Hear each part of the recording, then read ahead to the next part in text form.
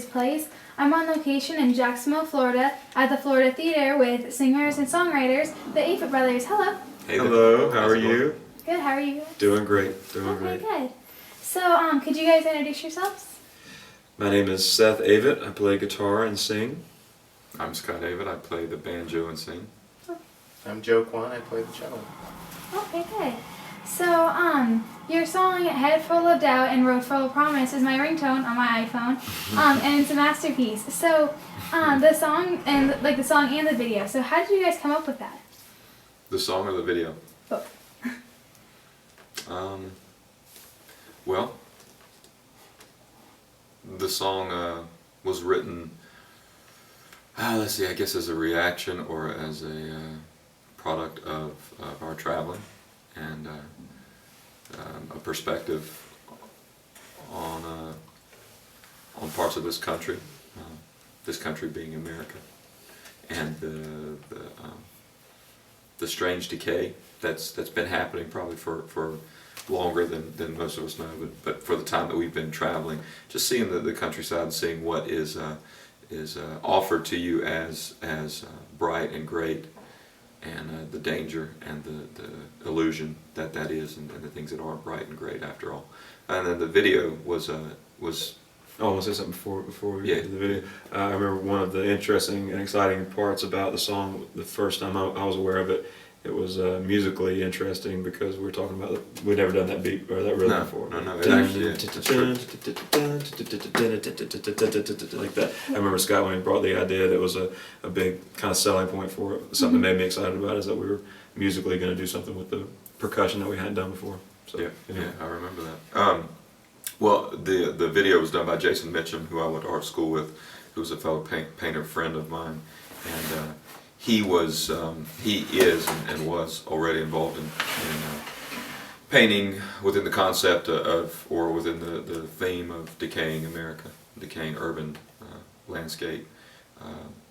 So the marriage was real easy and natural. And he was already doing this this stop motion animation version of painting. Like, he was doing animation with painting. So that whole video, every frame is another painting. Like, yeah. You know, and he had the scene at the beginning, and each time he took a shot, he changed the painting. So it's a very laborious and tedious process. Yeah. Okay, good.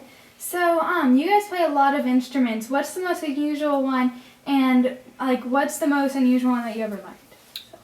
The banjo. Oh, yeah, I mean, It's an unusual instrument. Yeah, easily the banjo. We just do the basic instruments, sort of. Whatever we could do to get by as a rock band, I think, is what we learned. So really, it's just the basics: drums, bass, guitar, banjo in this case, piano. But we haven't really delved into any kind of bizarre instruments at all. No, we just learn what we need to put a song together. So if a song is calling for something, we'll learn. We'll give it a shot. Yeah, we'll learn it. If the song needs a xylophone, we'll learn enough of how to play the xylophone, the vibes or something. It doesn't make us xylophone players, you know. And that would be very clear if you sat us beside somebody who actually was adept at playing the xylophone. Yeah, So. an actual musician. Yeah. Okay. So, the cello is really cool. And how did you guys integrate that into your music and your style of music? Well, we started with the recording Emotionalism, where Bob, our bass player, was in a band with Joe Kwan, and Joe recorded with us on some things that like we said, the song needed cello, and as he recorded with us, we felt really good with it. It filled a space within the sound of our music that was very nice, and so he gradually found himself in more than a couple songs. He butted his way in. Right. Well, with our music, some of the influence is from an American roots kind of place. So there is some bluegrass influence, there is some old time country influence. So for us, it made a little more sense to integrate what would normally be a violin sound or fiddle sound with a cello, because I think we were looking for something a little warmer and a lower register than the violin. We already had the bass taken care of, but we were looking for that, smooth, sweet, continuous sound, but without the high register of the fiddle. So the cello seemed to work its way in real well, and Joe's personality is acceptable. So we feel like Barely. and we get along with Joe real well. So it was just a very natural sort of step. Okay, Okay, good. He's not allowed to talk much during We don't- interviews, we don't so really- you do have to work on a Or outside of interviews, we don't really like him talking. Okay, so you grew up in a small town. What like sort of influenced you, and like how did that influence you? Well, I think that it was an advantage for us in our journey, our musical journey, to not be in a big town, to be in a small town, to be sort of unaffected by a real music scene. Like we're from close to Charlotte, and Charlotte is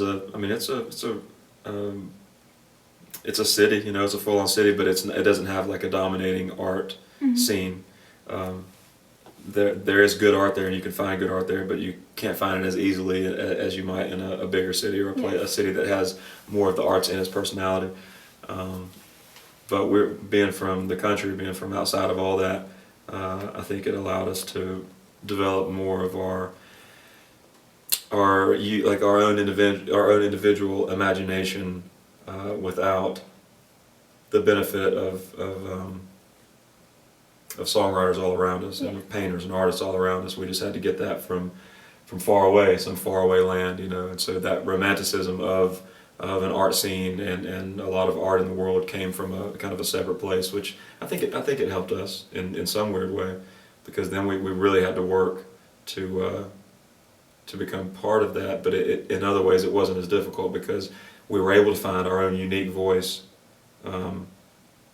Because we didn't have a lot of voices around us, in a way, like artistic voices around us. Yes. Okay.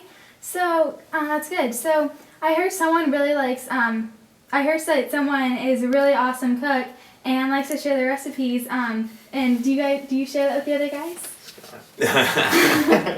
I do sometimes, when the time is right. I guess I cooked for the guys in a recording studio a couple times, and then in Alabama once. And yeah, whenever I get a chance. We don't come across kitchens very often. Oh, really? Yeah, unfortunately. Yeah, unfortunately, because I'd love to. Just to eat home cooked food on the road would be great. It's always nice. Okay. So what's your favorite food on the road? It's so different. Well, we go through phases. We eat a lot of Thai food. Yeah, Joe has sort of dragged us into Thai food, like a connoisseur sort of. Yeah. We're trying. We try to eat regionally as much as we we try can, to eat very regionally. but it doesn't always. Yeah, it's not easy, just because we don't have transportation, and not everyone has the same taste in foods. Yeah. Okay. So what's your motto in life? And yeah, like what's your motto? Our motto in life. Oh man, there's so many, Pavlina. There's so many. Yeah, you'd have. It's difficult for us to state a motto or claim to have a motto when we've kind of watched our mottos change and be crushed and rebuilt so many times, daily even. We really, I know personally, every time I've stated a motto or stated something like that, I've gone back on and thought, my goodness, how little did I know? And then as I say this, I'll go back and go, oh, how little did I know? And it doesn't seem to get any better. So I don't know what somebody else would maybe have to observe and make a motto. That might give us a more accurate depiction. I think there's an overarching feeling of trying to make the most of each day, and to try to one day at a time. One day at a We say that time. a lot to each other. If it's possible to keep it positive, to attempt to keep it positive, while not trying to ignore the tragedies that we go through and are around us. But I think that daily we all attempt to build each other in a way that makes us able to perform as well as we can on any given day, and that means not just on stage, but in conversation and in whatever we do, because everyone needs that kind of support. And so I think that's something that's pretty consistent. Just trying to make the most of each day. One day at a time, and we need to come up with one more. Never stop learning. Never stop learning. Eat good food if you can find it. Eat good. Eat while you can. Eat while you can. Eat while you can. Yeah, that's a good one. Okay. So what are your upcoming plans and events? Well, you're meeting up with us here at the beginning of our touring year. This is only our second night since New Year's. We played last night in Boca Raton. So this is the beginning of the touring year, effectively, and we're starting up kind of gradually. a little less than 100 shows for the year, less than 90 shows for the year. We'll be touring throughout 2012, and hopefully around the summer we'll be getting a record out. We've been working on a new record for a little over a year now. So we would love to see the summer, maybe, maybe not, but that's the hope. So hopefully a record and more shows. That's all we can plan for. But going back to the motto, trying to make the most of each day, we've also kind of come off the idea of being able to plan well into the future, because you just never ever know what's going to happen at all. You know, you don't ever know what's going to speed you up or slow you down. But we think it's going to be a record and a bunch of shows. That's what they tell us. That's what they tell us. Okay, well, what's your favorite song? Could you sing a little bit of it? Favorite song at all? Like of ours, or just any kind of song? Just anything. Like, it could be yours. Joe? What you listening to these days? I've been listening to Nina Simone a bunch. Oh, really? Yeah. Listen to a little bit of Nina Simone. You ever heard of Nina Simone? Mm-mm. Do yourself a favor. She's really, really good. Yeah, the "You Are Too Beautiful" song, John Coltrane and Yeah. Johnny Hartman has just been. I mean, Sing us a bar, man. I mean, that guy really sings a lot of notes. He does. He's all over the place. I would just butcher it. So look That that might up. get influenced. Johnny Hartman. And is it Miles Davis as well? No, Johnny Hartman. I'm in love and you